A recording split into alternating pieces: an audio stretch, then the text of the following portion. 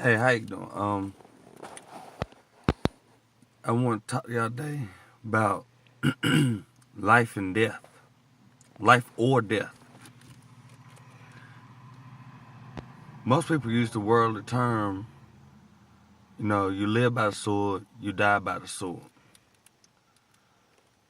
Uh, you know, you hear people talk about speaking blessings and speaking curses with the tongue. Well, most people understand this from a worldly point of view of live by the sword, you die by the sword, but they don't understand the spiritual level of that. The spiritual levels, you, if you committing sin and living in adultery, alcoholism, and just sinful nature like that, you are holding a sword of death. And if you keep living by that sword, you're gonna die by it. But if you pick up the sword of life and live by the righteous, you will die by the righteous. See, whatever you live by is what you will die by. You know, basically anything you do, you live right, you're gonna die by the right way. You live wrong, you're gonna die by the wrong way. And I've been hearing a lot of people talk about Tyler Perry a lot. This is talking about blessings and cursings. Yeah, Tyler Perry, he teaching the false doctrine. Went way off the edge, especially wearing women's clothing and all that, and his teachings.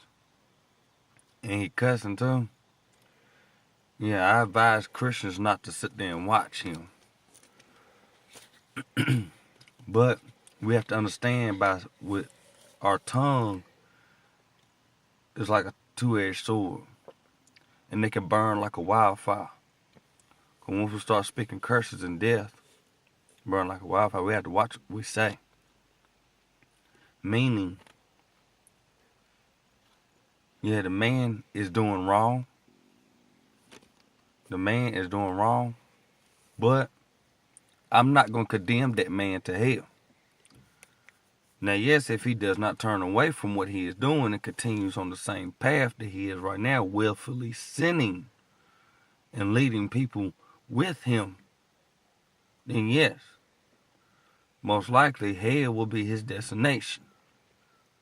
But since he still has breath in his body and he's heard of the Lord and the Lord can change him, and I believe that the Lord still can change him, because if we can believe the Lord can still change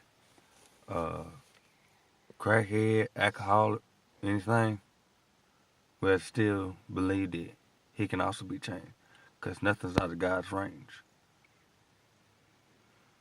But sometimes it takes more for some people than it does others to fall to their knees under that serious conviction that they need for a heart change.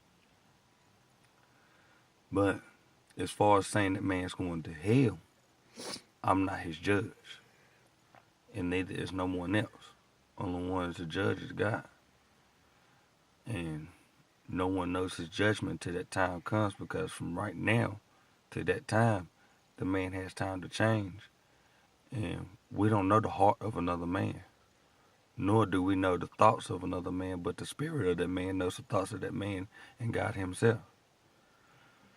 I just want to share that with a couple of y'all who know. But a whole lot of people need to ask yourself, do you want to pick up a sword of death, or do you want to pick up a sword of life? Because if you live by a sword of death, you're going to die by that sword of death. That's that term y'all get, sinners use. Live by a sword, you die by a sword. Well, which one are you going to pick up? Death or life? I choose to pick up the sword of life, which is the word of God, the righteous way to live. And I will die by that way, not by the way of death and destruction. 'Cause hell awaits you with that sword, the sword of death. But I hope someone out there, this message touches you. God bless and love y'all.